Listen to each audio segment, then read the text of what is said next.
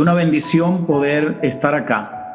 Saludamos también a todos aquellos que puedan estar al alcance de este mensaje, luego a través de los medios. Les enviamos un saludo cordial y fraternal y les deseamos lo mejor en el Señor.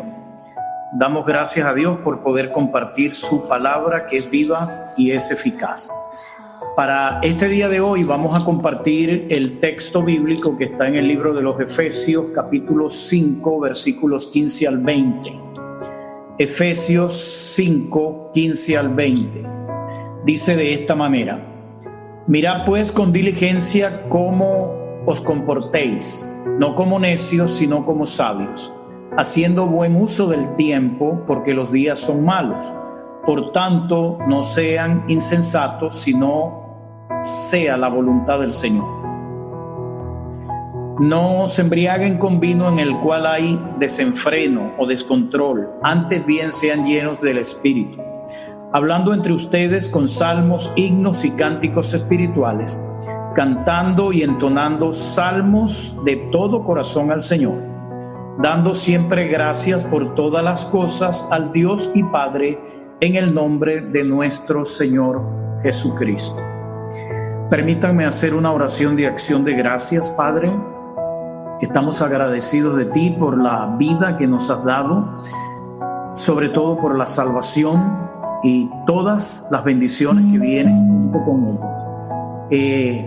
Damos gracias por esta oportunidad de poder compartir tu palabra en este medio, en este momento, pidiéndote una vez más tu directriz, tu asistencia y tu ayuda, y pidiendo que en todo tu nombre sea glorificado. Muchas gracias. Amén. Muy bien, sobre este texto hoy vamos a hablar o vamos a compartir acerca de consejos prácticos en la palabra de Dios para tiempos de crisis. Este texto parece haber sido diseñado especialmente para esta situación actual, lo cual nos demuestra a todos nosotros la relevancia, la pertinencia, o sea, la aplicabilidad práctica de la palabra de Dios en todo tiempo, pero de manera muy especial en tiempos de crisis como este. Al considerar o cuando consideramos los efectos generales de esta crisis, pero nos vamos de manera muy especial a los efectos mentales y emocionales, tales como hemos ya dicho anteriormente, la preocupación, el desánimo, la angustia, la ansiedad, entre otros, y el impacto que esto produce en la vida de las personas, nos es necesario considerar este texto bíblico que acabamos de leer. Y usted pudiera preguntar, ¿pero por qué específicamente ese texto bíblico? Porque este texto contiene las herramientas prácticas que nos pueden ayudar a contrarrestar y superar esos estados emocionales anímicos negativos y las consecuencias que ellos traen. Hemos visto y hemos sabido cómo en estos días han aumentado significativamente los casos de personas con estados de ansiedad, depresión, insomnio y aún casos de suicidio. Los consejos aquí dados en esta palabra que hemos leído nos ayudan a mantener la estabilidad mental y emocional tan vital para poder lograr un normal y efectivo funcionamiento en la vida. Es claro y entendido que para poder funcionar normal y efectivamente en la vida requerimos tener un estado mental y emocional estable. Por otra parte, estos textos también nos ayudan a cómo lograr una vida más productiva en estos tiempos, más que caer en el ocio, en el consumo dañino, en el entretenimiento improductivo o aún tóxico, como se está dando con el aumento del consumo de alcohol, de drogas, de medicamentos calmantes, tranquilizantes, antidepresivos. En reglas generales podemos decir que este texto bíblico tiene la clave para nuestra salud espiritual, mental, emocional, física y relacional. Ella contiene consejos que deben ser parte de nuestra vida diaria, pero sobre todo requieren ser aplicados en tiempos de crisis como este.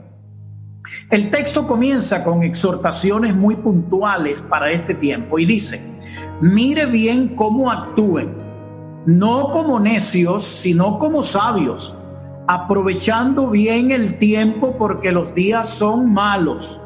Por tanto, no sean insensatos, sino entendidos de cuál sea la voluntad del Señor.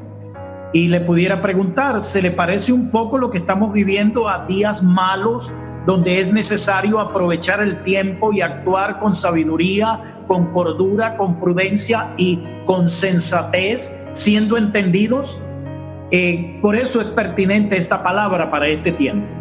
Y eso que acabo de mencionar y que el texto dice, es un llamado, una exhortación a la cordura, a la sensatez, a actuar con prudencia en razón de la dificultad del momento, por todos los riesgos y peligros que implica estar en un tiempo de crisis. Un tiempo de crisis es el momento donde muchas personas se dejan llevar por sus emociones, por las presiones de grupo, por sus propias disfunciones. Ejemplo, una persona con una tendencia al consumo de alcohol en una situación de crisis como esta fácilmente se deja llevar por su inclinación al alcohol y termina completamente hundido en la adicción y con otras consecuencias alternas. Por eso es que es el momento de poner la cabeza en su lugar. Las crisis regularmente contribuyen a que las personas, en razón de su falta de madurez, sus disfunciones o sus debilidades, o inclusive su terquedad, cometan muchas torpezas e insensateces, tal como este texto lo señala o lo denuncia o lo advierte, a que no seamos insensatos en el tiempo malo. Y podemos preguntar, ¿acaso no estamos siendo testigos de la insensatez de mucha gente con su imprudencia por falta de tener autocontrol? Ser capaces de desafiar no solamente la autoridad y las reglas que han sido establecidas para bien de todos, sino ser capaces de desafiar el riesgo y el peligro que corren ellos de morir y de hacer morir a otros, tal vez por el solo hecho de querer satisfacer sus deseos, como es el caso que se ha dado en una cantidad de ciudades acá en Estados Unidos, donde personas han salido a la calle a protestar y a manifestar y a demandar que se les permita salir libremente para continuar con su vida regular. Esto está siendo dado o se está llevando a cabo en muchas ciudades en este momento. Vemos el caso de Florida, donde las gentes, ante la oportunidad de salir, se fueron en masas de personas, en masas de gentes a las playas. Esto es una demostración de la insensatez humana. El asunto es que las crisis hacen que las personas cometan muchas torpezas, porque sencillamente hacen que se manifieste su real nivel de madurez.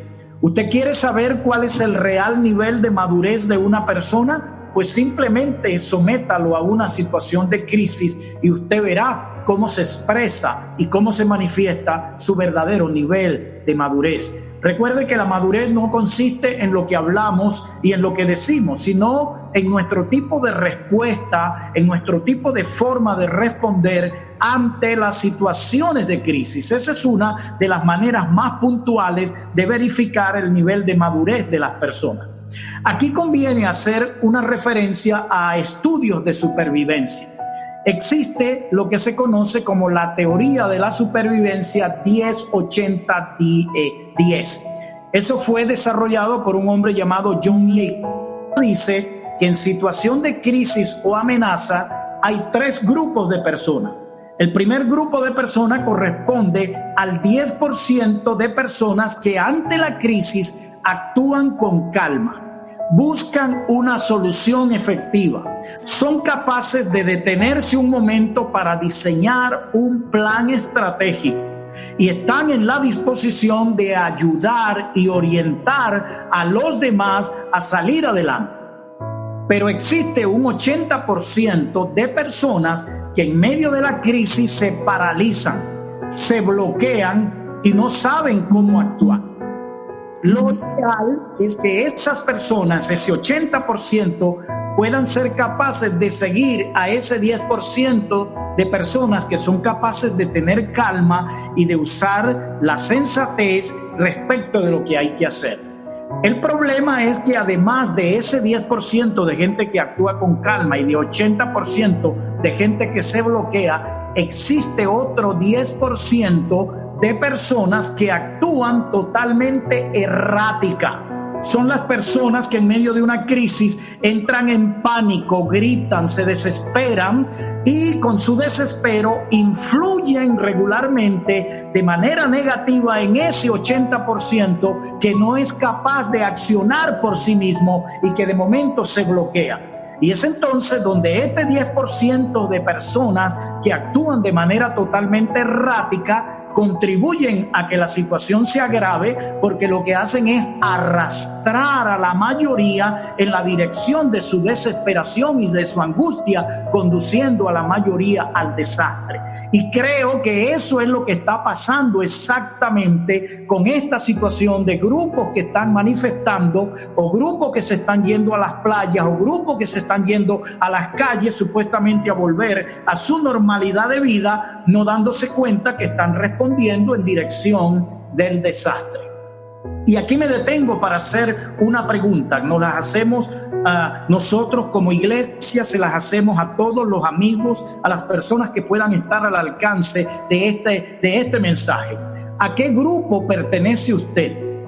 Dentro de esta crisis, ¿a qué grupo pertenece usted? ¿Al grupo del 10% que son capaces de tener la calma, usar la sabiduría, la sensatez y tomar decisiones adecuadas?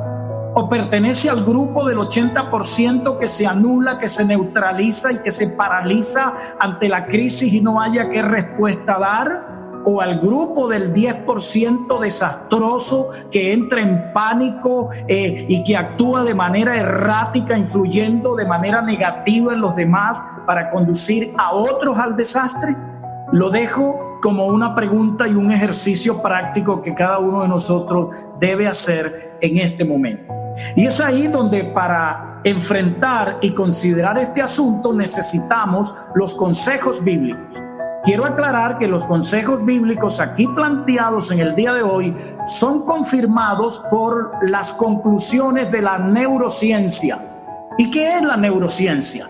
Es el conjunto de disciplinas científicas que estudian el sistema nervioso y el cerebro como centro del sistema nervioso con el objetivo de entender y poder tratar los mecanismos que regulan las reacciones y el funcionamiento precisamente del cerebro.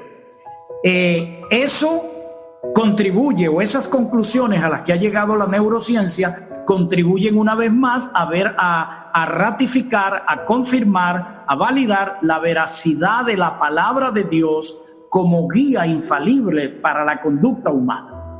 Y este texto que hemos leído conduce a una serie de exhortaciones a poner en práctica unos pasos que las podemos considerar como herramientas, si usted quiere llamarlas, herramientas terapéuticas para nuestra salud completa o integral. Cuando me refiero a completa, estoy hablando de salud mental, salud emocional, salud espiritual, salud física y salud relacional.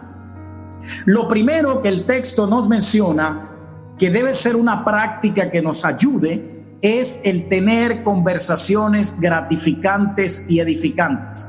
Y note cómo el texto dice: hablando entre ustedes con salmos, himnos y cánticos espirituales. Eso significa tener conversaciones de contenido estimulante y edificante, ya que en las situaciones de crisis una de las tendencias es tener continuamente conversaciones negativas, hablando solo de la crisis, de los males, y esto produce una retroalimentación de lo negativo en nuestra mente y en nuestras emociones. Eso se debe a que todo lo que hablamos repetidamente, sea positivo o negativo, constituye un refuerzo de nuestros patrones de pensamientos y a su vez refuerzan estados emocionales negativos. Y esto es lo que genera una expectativa negativa respecto de lo que va a suceder y lo que va a pasar, y la persona se predispone y entra en un estado de angustia, de ansiedad, de depresión, de miedos y de temores muy graves. Es por esto que la Biblia siempre nos exhorta a tener declaraciones de victoria aún en medio de las crisis. Aclaro, no negando ni desconociendo la realidad, sino siendo consecuentes con lo que Dios declara en su palabra y siendo consecuentes con la fe y con la procura de lo mejor, aún en medio de lo peor.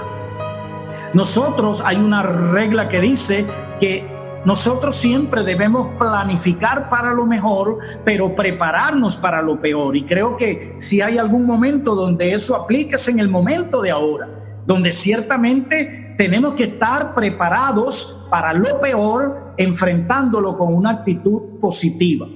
Y esa es la razón por la cantidad de textos bíblicos que nos exhortan a proclamar victoria, y le menciono algunos. Por ejemplo, la Biblia dice: diga el débil, fuerte soy. La pregunta es, ¿cómo está la condición real de esa persona? La Biblia me está diciendo que es débil, pero lo está exhortando a declarar que a pesar de su debilidad es fuerte. Parece una contradicción, pero le explico cuál es la mecánica y la ciencia de esto. Hay otro texto que dice: todo lo puedo en Cristo que me fortalece. En Cristo somos más que vencedores. En Dios haremos proezas. Todas esas son declaraciones de victoria, declaraciones que son estimulantes. Así que conversaciones estimulantes y edificantes son el primer ingrediente de esta fórmula que la Biblia nos plantea en el día de hoy. El segundo ingrediente es mantener un estado de contentamiento a través de cánticos estimulantes y edificantes. El texto nos dice: cantando y alabando al Señor de todo corazón. Cuando Dios nos manda a alabar, esto es una forma de expresar nuestra adoración a Él, nuestra gratitud y nuestro gozo por servir y vivir para Él. Pero al mismo tiempo, esto produce un efecto estimulante y sanador en nuestra vida. ¿Usted no ha notado que la música a través de los tiempos ha sido utilizada, a través de todos los tiempos, ha sido utilizada como herramienta estimulante? Me refiero, lógico, a la música realmente edificante, no a cualquier tipo de música. Por eso este texto no está hablando de cualquier tipo de música, está hablando de una música que alaba y glorifica el nombre del Señor, de una música que es realmente edificante para la vida humana. El gran filósofo Aristóteles decía: la música ennoblece o envilece, te ennoblece o te envilece. O te ayuda a crecer o te ayuda a menguar. La música ha sido utilizada en el ejército para estimular valor. A los soldados los ponen a entonar cánticos que los inducen a un valor, a un estímulo a la valentía, al sentido de patriotismo. Y pregunta: ¿qué es un himno nacional? ¿Usted ha oído la letra y el contenido de los himnos nacionales? Regularmente son canciones que recogen toda la historia de un pueblo y estimulan al patriotismo, al amor, a la tierra y a la gente, y que a su vez también induce al valor. ¿Sabía que la música la utilizan hasta para estimular a las vacas para que produzcan leche? Entonces, preguntémonos, si la música puede ser utilizada hasta para estimular a vacas para que produzcan leche, ¿cuánto más no nos va a producir en nuestra vida un estímulo, aquella alabanza de carácter espiritual que, de acuerdo a lo que la palabra de Dios nos enseña, nos debe estimular a la fe, a la confianza, a la seguridad y a la paz? Esta es la razón por la cual la alabanza ocupa un lugar central en el servicio de adoración a Dios desde el Antiguo Testamento hasta el día de hoy. Todo lo que Dios nos manda a hacer en su palabra no es un capricho divino, tiene una razón de ser. Todo lo que Dios nos manda a poner en práctica es porque por un lado lo va a glorificar a Él y por otro lado va a producir un beneficio en nuestra vida, en todos los aspectos de nuestra vida. Así que tomemos el consejo porque tiene una gran validez por la aplicabilidad práctica y los resultados que va a generar en nuestra vida. Y el tercer y último aspecto que aquí se menciona es el agradecimiento estimulante. El texto dice, dando siempre gracias por todas las cosas al Dios y Padre en el nombre de nuestro Señor Jesucristo. Y surge una pregunta. ¿Acaso Dios no sabe acerca de la situación o las situaciones difíciles? ¿Acaso Dios no sabe que estamos viviendo un tiempo de crisis, de gran riesgo, de gran peligro? ¿Cómo es que yo voy a dar gracias en medio de una crisis cuando todo es contrario?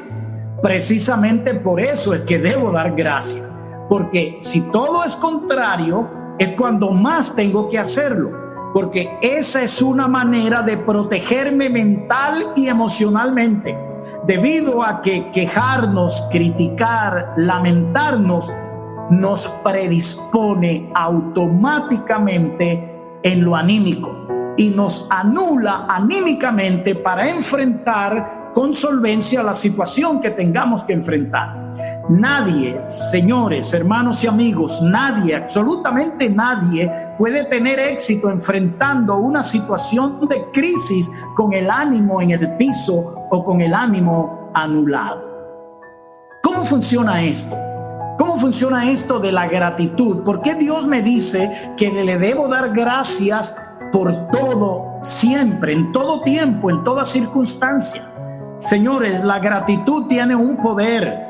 Cuando en una situación de crisis damos gracias a Dios, eso estimula la fe, eso estimula la confianza, sabiendo que a pesar de las circunstancias, Él está en control. Y que Él siempre tiene una salida para aquellos que confían en Él. Y esto no se trata de si usted tiene el deseo de dar gracias o no tiene el deseo. Dios no le pregunta a usted ni me pregunta a mí que si quiero dar gracias. Es una orden.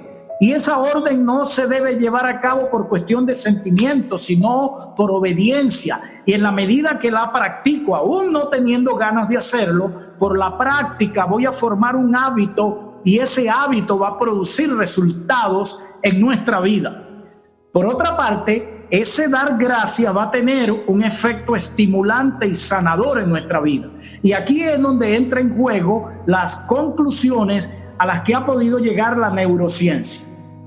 Esta disciplina ha podido demostrar que las personas que se quejan continuamente y que expresan malestar, molestia, que se lamentan continuamente, terminan frustrados y hasta enfermos físicamente, porque tales expresiones de negatividad continua en sus labios hacen que su cerebro, es un proceso retroalimentativo, lo que sale por nuestra boca vuelve a entrar por nuestros oídos y es procesado en nuestra mente. Y eso hace que el cerebro comience a segregar unas sustancias que predisponen el organismo. Nosotros debemos saber que nuestras actuaciones, reacciones, conductas regularmente están estimuladas por sustancias químicas producidas en nuestro cerebro. Le llaman neurotransmisores. Bueno, por esas sustancias químicas el cerebro nos prepara para una situación o para otra. Si le estoy diciendo continuamente a mi cerebro que la situación está crítica, que es difícil, que es imposible, que no hay salida, pues el cerebro va a segregar unas sustancias que van a letargar mi organismo, que van a condicionar mi organismo en un estado de frustración. ¿Usted ha oído hablar acerca de enfermedades producidas por emociones negativas? Se habla acerca de las úlceras estomacales producidas por estados emocionales negativos. Pero el texto hoy nos enseña que a pesar de lo difícil de una situación, si somos capaces de dar gracias a Dios, le enviamos un mensaje al cerebro haciéndole saber que todo está bien y que no tiene que segregar esas sustancias del temor o la preocupación, y que por el contrario, más bien debe segregar sustancias que van a contribuir al estado emocional estable y tranquilo. A través de esto les presento la explicación científica de cómo se puede tener paz en medio de una crisis, sobre todo si podemos confiar realmente en el Señor. No confiando de boca, de palabra, confiando de corazón. Y esto nos lleva a la necesidad de poder conocer a Dios, porque cuando conocemos a Dios realmente, nosotros sabemos quién es, nosotros sabemos cómo actúa, sabemos de su fidelidad, sabemos de su bondad, sabemos de su misericordia y sabemos de su poder. Y sabiendo esto, pues nuestras vidas no se van a llenar de angustia, de preocupación y de desesperación. No quiere decir que yo no sienta en algún momento el impacto o que yo me sienta algún grado de preocupación. Eso es normal. Lo que no puede ser es que la preocupación me embargue y me anule mental, emocional y espiritualmente. Al mismo tiempo, los cánticos espirituales son estimulantes y edificantes. Las acciones de gracia que alaben y glorifiquen el nombre del Señor contribuyen a nuestra estabilidad mental y emocional. Son 3 pasos que el texto nos menciona. Ser capaces de verbalizar expresiones edificantes, expresiones estimulantes, es lo primero. Los cánticos espirituales, el poder mantener un estado de contentamiento. Por eso es que la Biblia nos dice estar siempre gozosos, que no es una cuestión simplemente de tener momentos buenos, es un estado emocional permanente que puedo mantener a través de esto.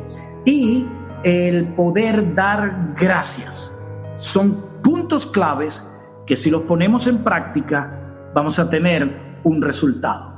Reitero para finalizar lo que es la validez de la palabra de Dios y la veracidad de la palabra de Dios y la utilidad de la palabra de Dios, sobre todo en tiempos de crisis. Dios les bendiga grandemente. Vamos a dar gracias. Padre, alabamos tu nombre, tú eres bueno, para siempre es tu misericordia. Tu consejo en tu palabra acierta siempre en el centro de nuestra necesidad. En medio de esta crisis donde mucha gente entra en angustia, en desesperación, en depresión, en insomnio, en expectativas negativas respecto de lo que va a pasar, tú les envías una palabra de estímulo y de esperanza, diciendo que aquellos que pueden confiar en ti, que podemos confiar en ti, nuestras vidas pueden ser positivamente impactadas y que podemos superar y vencer. Ayúdanos a mantener estos principios que, a través de conversaciones estimulantes y edificantes, a través de cánticos espirituales manteniendo un estado de gozo y contentamiento, y a través de una gratitud constante indistintamente de lo que esté pasando, podemos glorificar tu nombre, recibir de ti respuestas y mantener nuestra vida estable, espiritual, mental, emocional. Dios les bendiga grandemente.